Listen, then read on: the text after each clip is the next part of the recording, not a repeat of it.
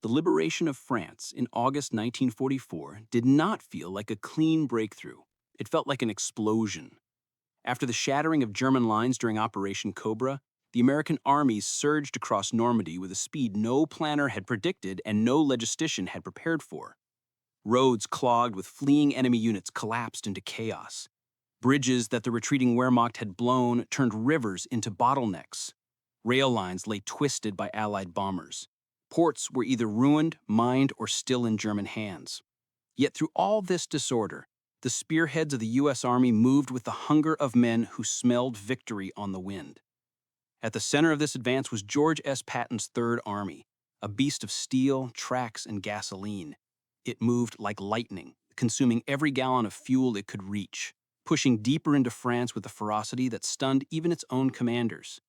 Tanks of the 4th Armored Division raced 80 miles in a single day. Recon jeeps leapt ahead of the line, capturing bridges before German sappers could destroy them. Infantry moved so fast that entire units lost contact with their rear echelons. And for a brief moment, it seemed as if Patton's army might roll straight to the German border without stopping. But then the gasoline ran out. The moment came, not with drama, but with silence. A Sherman tank, then a dozen, then entire companies simply stopped in the middle of the road.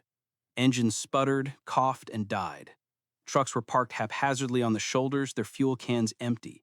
Officers cursed, mechanics kicked at dry gas caps, and tank crews sat on their turrets staring at the dust settling on a battlefield gone still. Patton had outrun his own war. The Third Army was more than 200 kilometers ahead of its supply depots. The French railroads were destroyed. The ports of Brittany were either ruined or still contested. Cherbourg was operating at only a fraction of capacity. And the gasoline needed to feed hundreds of thousands of men and vehicles, gasoline that traveled by ship from the United States, was bottled up in depots near the Normandy beaches. To get that fuel to Patton's tanks, it would need to move by truck.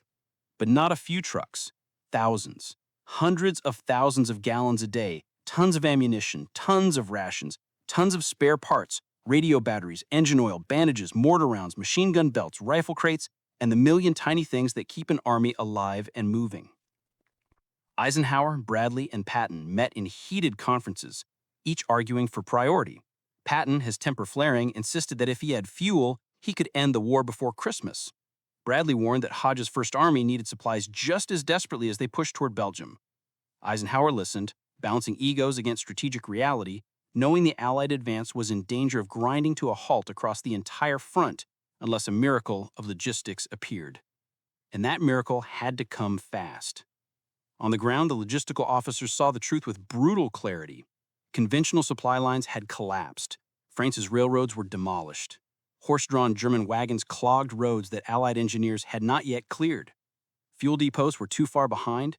The great ports, Antwerp, Le Havre, were not yet operational. And Patton's tanks, without gasoline, were little more than steel statues waiting to be destroyed by the reorganizing German forces. Something had to be created from nothing, something impossible. The idea came from U.S. Army Transportation Corps officers who studied the few workable roads between the Normandy depots and the forward armies. What if those roads were turned into a single-purpose artery, a supply route with absolute priority? No civilian traffic, no opposing flow, no delays. Trucks only, day and night. A highway of gasoline, ammunition, and food. A racing bloodstream to feed the front. Eisenhower approved it immediately. Bradley refined it. Logistics officers mapped it.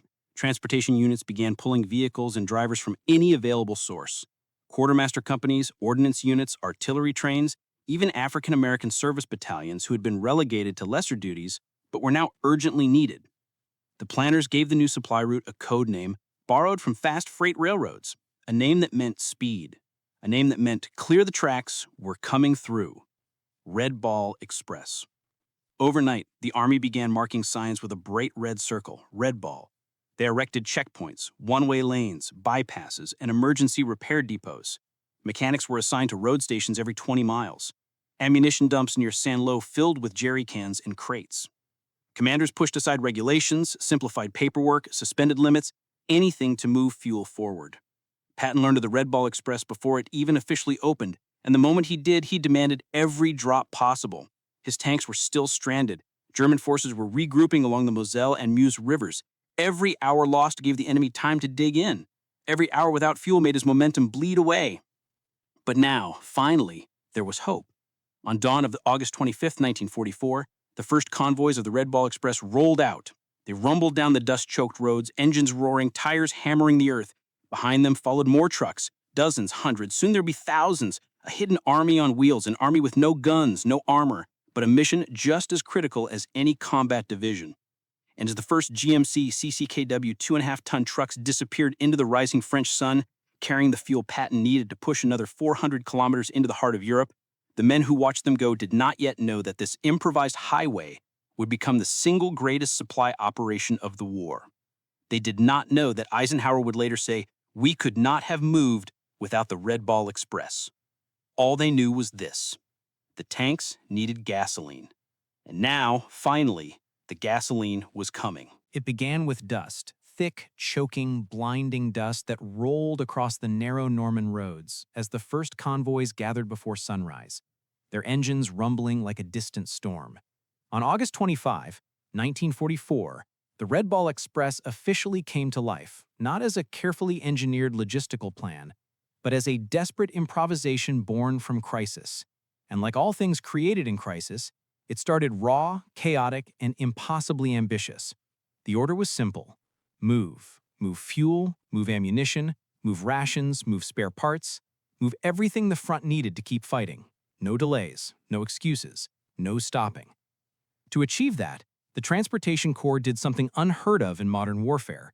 They carved two dedicated highways across northern France, one for outbound loaded trucks, one for returning empty vehicles. These routes, marked by bright red circles painted on signboards, barns, mileposts, trees, even wrecked German vehicles, became the arteries of the Allied advance.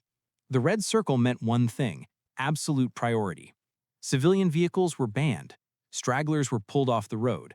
Military police with white helmets stood at intersections, holding up stop signs that might as well have been royal scepters. When a Red Ball convoy thundered through, everything else yielded. More than 6,000 trucks were assigned to the route within its first days, mostly GMC CCKW 2.5-ton trucks and Dodge WC-51 3/4-ton weapons carriers. They formed into convoys of 40 to 60 vehicles, each spaced so close that the men joked they didn't need maps. They just followed the dust cloud ahead. Every convoy was supposed to run at 25 to 35 miles per hour, and they were forbidden to stop unless the vehicle was on fire or the driver was dead. Most trucks carried 5 steel 55-gallon drums of fuel, their sides clattering against the wooden bed as the vehicles bounced across war-torn roads. Others carried ammunition crates stacked to the roof, ration boxes, tank tracks, spare radios, engine parts, blankets, medical supplies, anything the frontline divisions needed. And the men behind the wheel? They were mostly young, mostly undertrained, and 75% of them were African-American soldiers assigned from quartermaster units that had never expected to become the beating heart of the Allied advance. Many had been told they would do nothing more than drive supplies in the rear. Instead, they were now responsible for sustaining Patton's tanks, Hodge's infantry, and the entire Allied spearhead plunging toward Germany. They drove through nights that never seemed to end, eyes burning from fatigue, hands blistered from gripping the wheel. Some smeared axle grease under their eyes like football players to cut the glare of headlights bouncing off dust. Others tied rags around their mouths to keep from inhaling powdered dirt until their throats bled. They slept in shifts, curled across truck seats or underneath their vehicles, boots still on, bodies shaking from exhaustion. The roads themselves were battles. Rain turned them into mud traps. Heat baked them into cracked, rutted scars. Craters from old artillery shells jarred the trucks so violently that drivers sometimes bit through their own tongues. When traffic jammed, as it often did, the entire supply line snarled, miles of trucks idling helplessly until MPs cleared the blockage. Then there was the enemy. Though German firepower was diminishing, pockets of resistance remained: snipers firing from tree lines, machine guns opening from barns, abandoned mines hidden beneath the dust. A single MG-42 burst could tear through a line of fuel trucks like a lit match in a field of gasoline. Convoys learned to move fast, stay together, and never hesitate. In the dark, headlights were hooded to slits to avoid drawing Luftwaffe attention. The night sky glowed faintly from the muffled lamps of hundreds of trucks crawling across France like fireflies trapped in jars. For drivers, night convoys felt like drifting through a half-dream, the world reduced to the dim red taillight of the truck ahead and the rumble of engines beneath their feet. Yet even amid the exhaustion, moments of strange camaraderie emerged. Drivers shared cigarettes from cargo rations, passed canteens from vehicle to vehicle, and played harmonicas leaning out of cab windows. Some sang to keep themselves awake, deep gospel hymns, scratchy blues melodies, or simply the rhythmic call and response chants that synchronized their minds with the road. They began to call themselves road warriors, tarmac soldiers, the rolling army. The officers saw them differently. To commanders reading daily tonnage reports, these men were the numbers that mattered most. 5,000 or more tons of supplies delivered every single day. To them, the Red Ball Express was less an improvisation, more a miracle that kept the Allied front from starving of fuel. But the truth, the gritty, bone-tired truth, belonged to the drivers. There were days when the temperature in the cab reached over 100 degrees F. Days when the trucks broke down so often that drivers learned to replace clutches, patch hoses, and swap tires by instinct alone.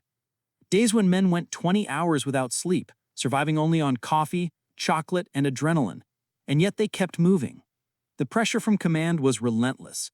Patton's Third Army was still stalled in places, tanks waiting, trucks empty, artillery quiet. Patton himself was pacing, cursing, demanding fuel. He didn't care where it came from. He didn't care what it took. He wanted gasoline. And the Red Ball Express was the only thing that could deliver it. As August turned into September, the system expanded rapidly. More trucks joined, more depots formed, more lanes were cleared. French civilians watched the convoys roll through like a metal river, endless and roaring, carrying the lifeblood of the liberation. The Red Ball Express wasn't glamorous, and it didn't make headlines. No medals were given for driving a truck through France. Yet those who witnessed it, those who lived it, understood the truth. An army cannot march without fuel. A tank cannot fight without gasoline. A front cannot advance without its lifeline. And in the late summer of 1944, that lifeline was not a glamorous division of tanks or paratroopers. It was a force of weary men behind the wheels of battered trucks, a hidden army on wheels, and soon they would change the course of the war. By the first week of September 1944, the Red Ball Express had grown into something monstrous.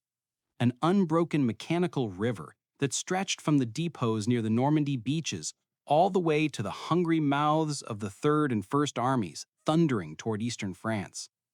6,000 trucks, hundreds of jeeps and wreckers, motorcycle MPs, roving maintenance units, fuel tenders, and recovery teams moved like a giant metal bloodstream, pumping life into the front line 24 hours a day. Nothing on wheels had ever moved like this, not in Europe, not in any war, not in human history. And the sound of it was unforgettable. At night, when the roads turned black and the horizon disappeared into cloud and dust, the convoys came alive. Headlights hooded to slits glowed like dim, angry eyes. Engines growled in a low, ceaseless rumble that vibrated through the ground. Drivers spoke of hearing the Red Ball Express before they saw it, a distant thunder that rolled through the countryside, growing louder until the sky itself seemed to tremble. Inside this midnight storm were the men, mostly African-American drivers from QM truck companies, fighting exhaustion with coffee so bitter it tasted like metal, with songs, jokes, or simply by slapping their faces to stay awake. They drove with one rule: never stop moving. If a truck broke down, it was pushed off the road. If a tire blew, it was changed in under 2 minutes. If the engine died, the truck was gutted for parts and the driver was moved to another vehicle. The route tolerated no weakness, no delays, no pauses.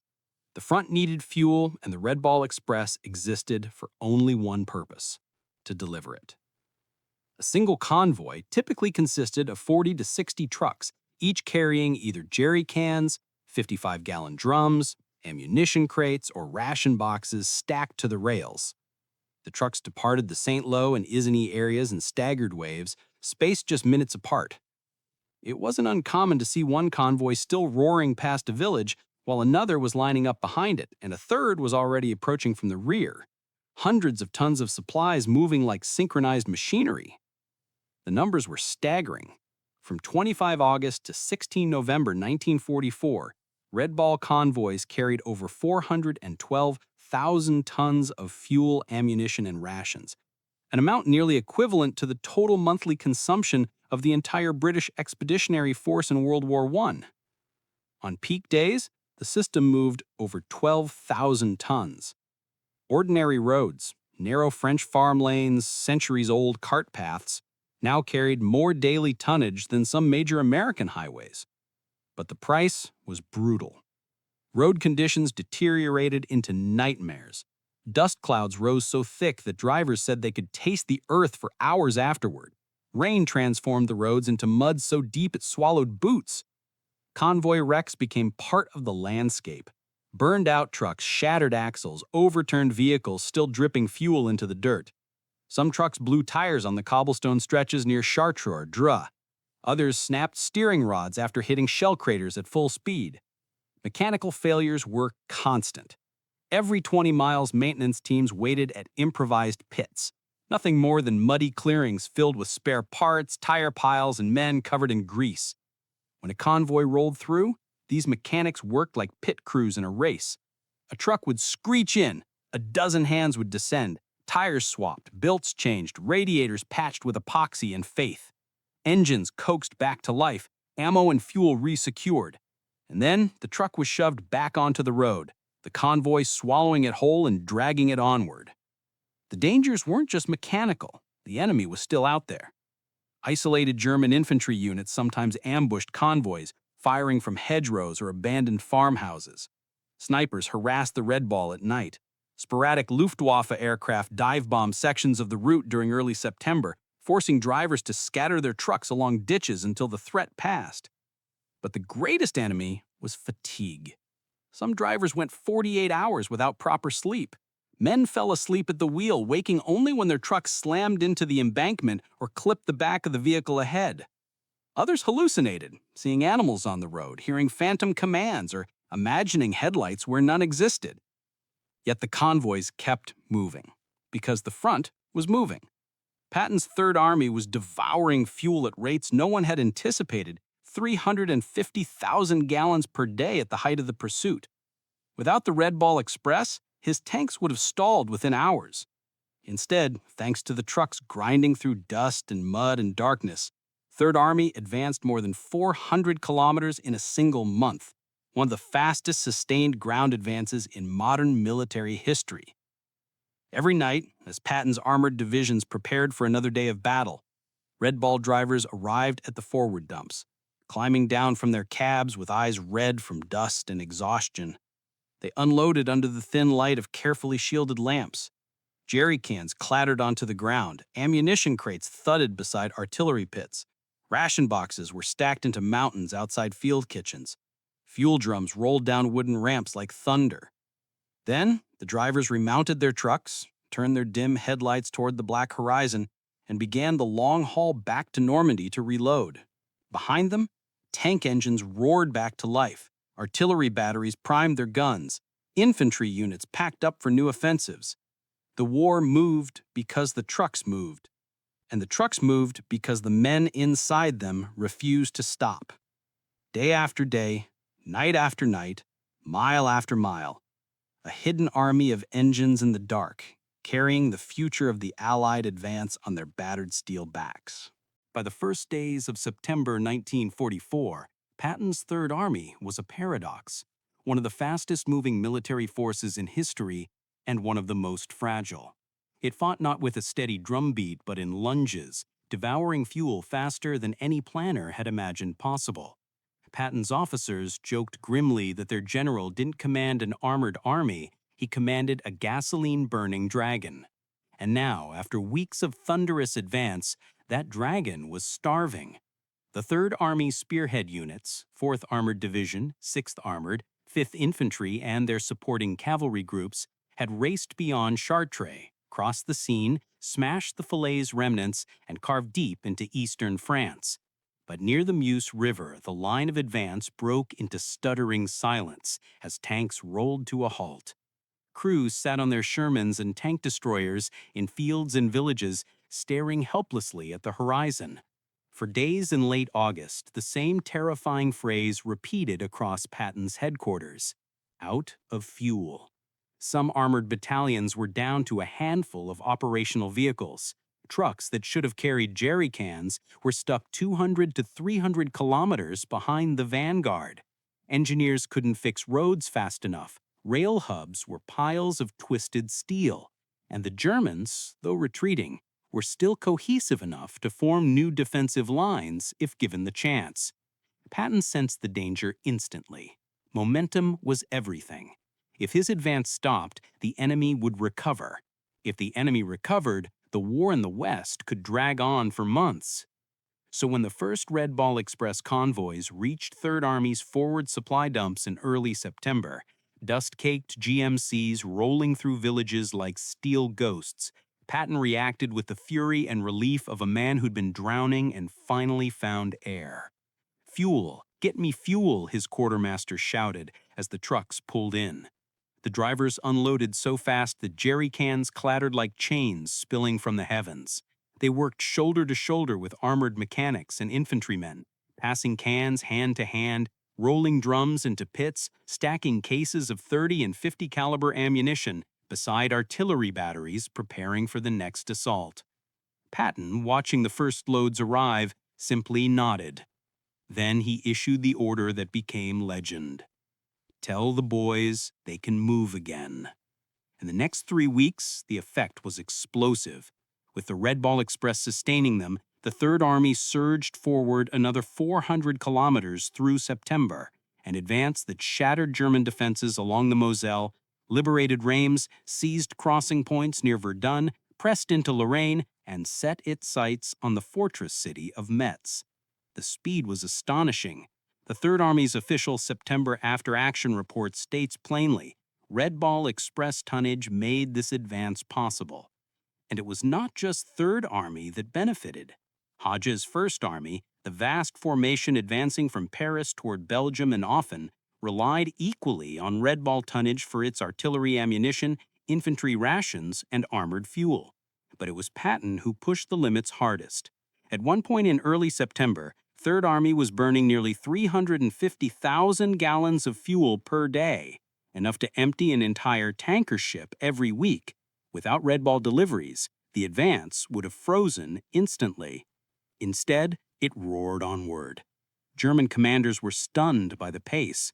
Field Marshal von Rundstedt wrote in frustration that the Americans move with a speed that defies rational planning. In reality, the speed was not magic. It was gasoline. Gasoline carried by 19-year-old soldiers driving through the night. The Red Ball convoys began arriving so close behind Patton's formations that tank crews joked the trucks were racing them. Soldiers remembered moments when they would pull into a newly seized village only to see Red Ball Express vehicles already waiting by the roadside, engines idling, drivers slumped over their steering wheels, half asleep but still ready to unload. These drivers, most of them African American soldiers, were now as essential to the Third Army as its tanks.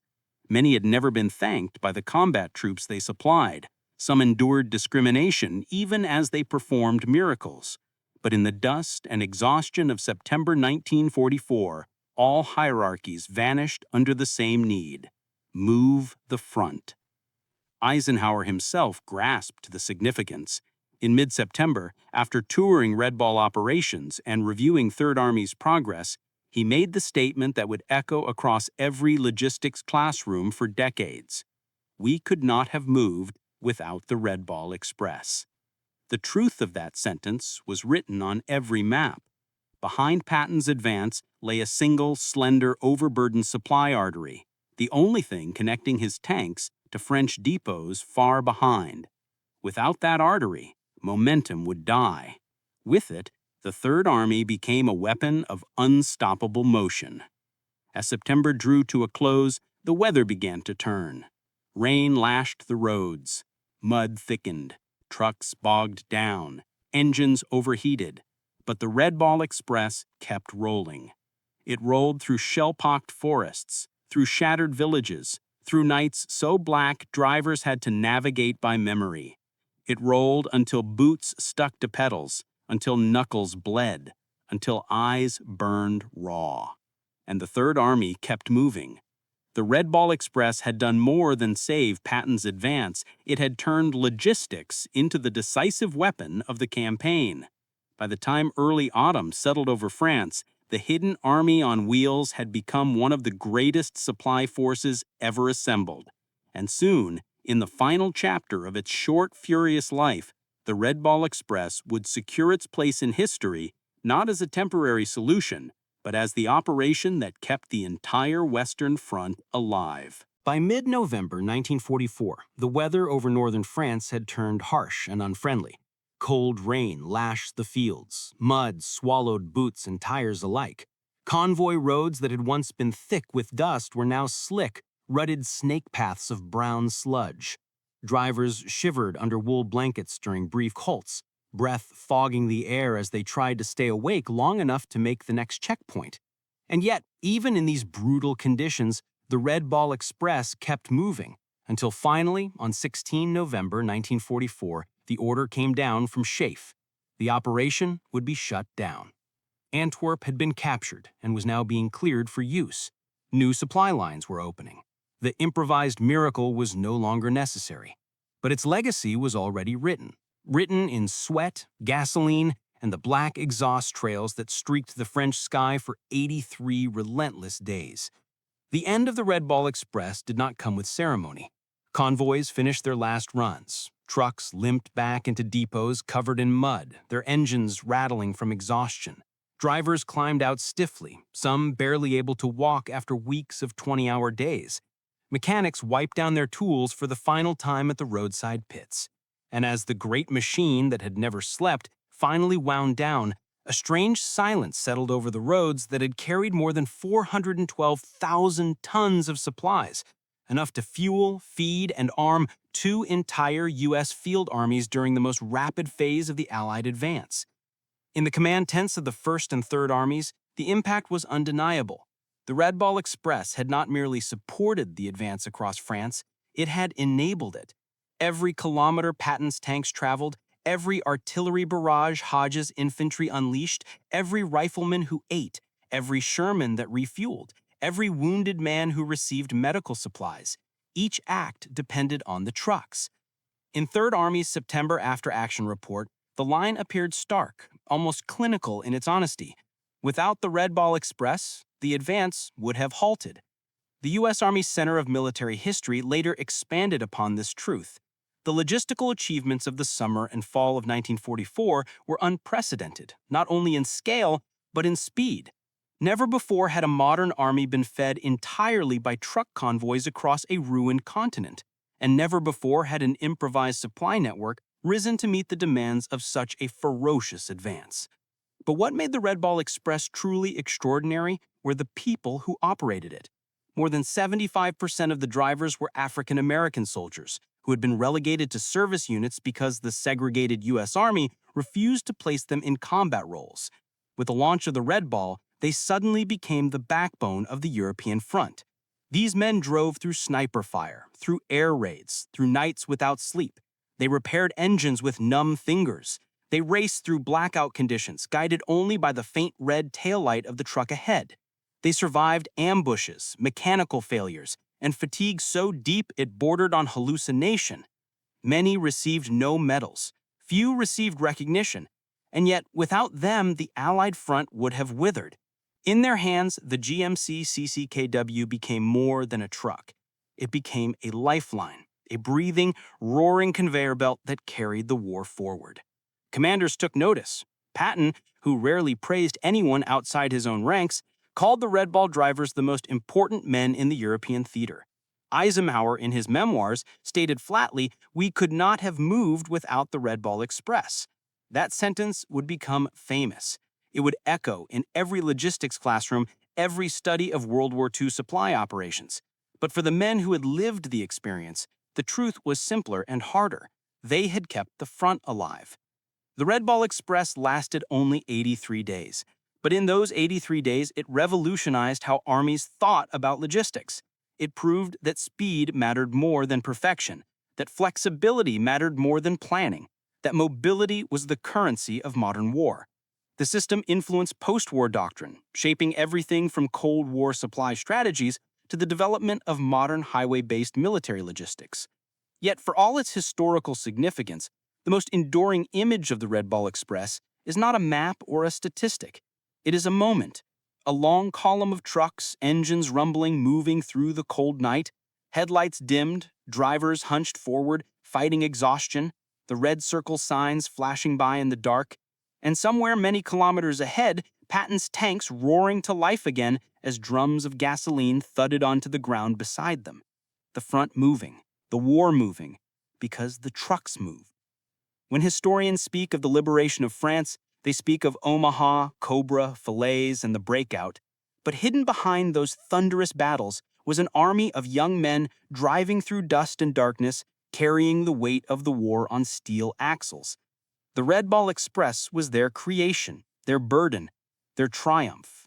And when the last convoy rolled off the road on November 16, 1944, the war in Europe was already turning toward its final act, powered by the memory of 6,000 engines roaring in the dark, an army on wheels that kept the continent of Europe moving toward liberation.